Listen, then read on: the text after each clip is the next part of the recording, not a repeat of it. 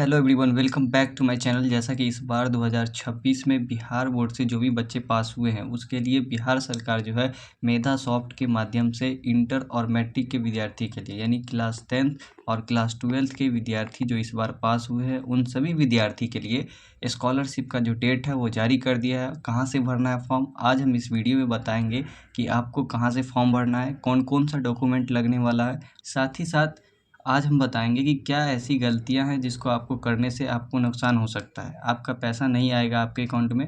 तो उन सारी चीज़ों के बारे में हम बात करेंगे। साथ ही साथ ये भी बताएंगे कि आपका फॉर्म जो है कब से स्टार्ट होगा, कितना रुपया मिलेगा, कौन कौन सा स्कॉलरशिप आपके लिए ज़रूरी है। तो इसके लिए इस वीडियो को लाइक एंड चैनल सब्सक्राइब कर ले ताकि आने वाले बिहार बोर्ड का हर अपडेट आप तक सबसे पहले पहुँचे। सबसे पहले आपको ये ध्यान रखना होगा कि मैट्रिक इंटर स्कॉलरशिप जैसे कि मुख्यमंत्री बालक बालिका प्रोत्साहन राशि या फिर मुख्यमंत्री कन्या उद्यान योजना, मुख्यमंत्री बालक प्रोत्साहन योजना +2 के विद्यार्थी के लिए है।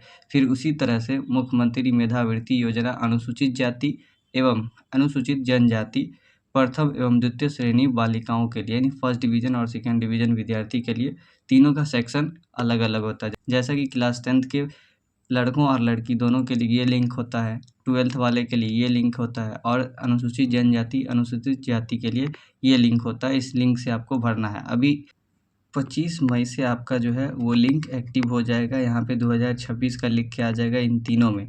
साथ ही साथ आपको सबसे पहले ध्यान ये देना है कि आपको फॉर्म कहाँ भरना है। तो फॉर्म मेधा सॉफ्ट पे भरना है आपको। एजुकेशन डिपार्टमेंट ऑफ बिहार का ये साइट है, तो मेधा सॉफ्ट का फॉर्म भर दीजिएगा। साथ ही साथ बिहार सरकार का यहाँ लोगो लगा होना चाहिए, क्योंकि इन सभी चीज़ों को आपको ध्यान में रखना है, छोटी छोटी बातों को जिस पे आपको अमल करना है, तभी आपका पैसा आएगा, नहीं तो वरना पैसा आपका फंस सकता है। अब हम बात करते हैं मुख्यमंत्री बालक बालिका प्रोत्साहन, मुख्यमंत्री कन्या उद्यान योजना या फिर मुख्यमंत्री अनुसूचित जाति जनजाति मेधावृत्ति योजना जो होता है, इसके लिए कौन कौन सा आपके पास दस्तावेज होना चाहिए, कौन कौन सा आपके पास डॉक्यूमेंट होना चाहिए।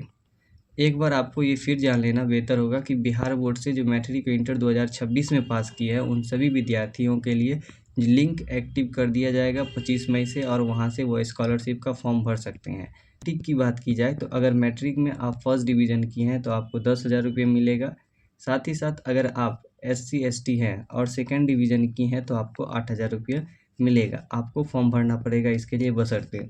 इंटर की अगर बात करें तो इंटर में मुख्यमंत्री कन्या उद्यान योजना के तहत लड़कियों को 25,000 तक की राशि दी जाती है। आप अगर इंटर में पास किए हैं और आप लड़कियां हैं तो आपको बिहार सरकार 25,000 की राशि स्कॉलरशिप के रूप में देता है। इसके अलावा भी बिहार सरकार बहुत सारे ऐसे स्कीम है जिसके तहत स्कॉलरशिप देते हैं। इससे पहले हम एक वीडियो बना चुके हैं जिसमें उन सभी स्कॉलरशिप के बारे में सारा डिटेल जानकारी दिए हैं कि किन बच्चों को कौन सा स्कॉलरशिप मिलेगा, किसको नहीं मिलेगा।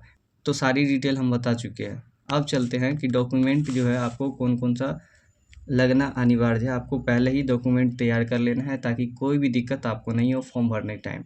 सबसे पहले आपको आधार कार्ड, अब आता है मार्कशीट। मार्कशीट आपके पास अभी तक आया नहीं है तो इसके लिए आप वेब कॉपी भी अपलोड कर सकते हैं। आपके पास जो रिजल्ट वाला PDF होगा वो अपलोड कर सकते हैं। साथ ही साथ रोल नंबर, रोल कोड आपको अपलोड करना पड़ेगा, registration number, bank passbook, mobile number, email ID, यानी आपके पास जो भी मोबाइल होगा या फिर आपके गार्जियंस के पास जो मोबाइल होगा वहाँ से आप ईमेल आईडी जनरेट करके आप डाल सकते हैं। साथ ही साथ फ़ोटो लगेगा।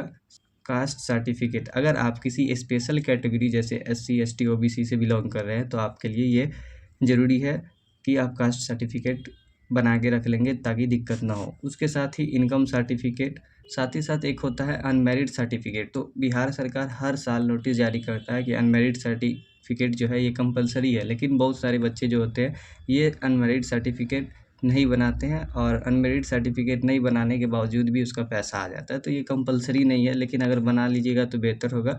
अगर नहीं बना सकते तो कोई कंपलसरी नहीं है, आप छोड़ भी सकते हैं, ये ऑप्शनल है। लेकिन बिहार सरकार इसके लिए नियम जारी करता है कि अनमेरिड सर्टिफिकेट इंटर के विद्यार्थी के लिए ज़रूरी है।